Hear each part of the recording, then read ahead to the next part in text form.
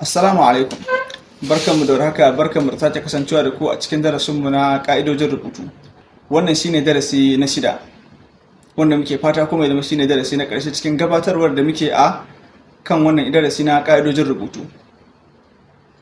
Hakika hanyar da ake amfani da ita wajen rubutun Hausa a yau ta gamu da canje-canje a matakai daban-daban kafin a sami yarjejeniya wajen ƙa'idojin rubutun da muke amfani da su a yau. Na daga cikin gyare-gyaren da ta samu shine samar da wasu baƙaƙe a harshen Hausa wanda babu su a harshen Turanci. Hakanan samar da ƙa'idojin haɗewa da kuma rabe wasu daga cikin kalmomi. Heinz Bisher, wanda aka fi sani da ɗan Hausa, a 1912 ya wallafa littafi mai suna Rules of Hausa Spelling, inda a ciki ya bayyana ƙa'idojin amfani da baƙaƙen na abacada wajen rubutu na yau da kullum. Sai dai duk da haka, ƙa'idojin sun ci gaba da fuskantar barazana wadda ta haifar da wasu manya-manyan taruka guda 4 domin samar da daidaitacciyar ƙa'ida wajen rubutu da baƙaƙen na Hausar Boko. Taron farko an gudanar da shi a ƙasar Mali a 1916 a Bamako.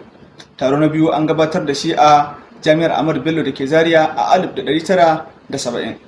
Taro na uku an gabatar da shi a Jami'ar Bayero da ke Kano a 1972. Hakanan a 1980 an gabatar da wani taron a Yamai da ke kasar Nijar, duk don kokarin samar da daidaicin ka'idojin rubutu wanda za a yi amfani da su wajen yin rubutun yau da kullum.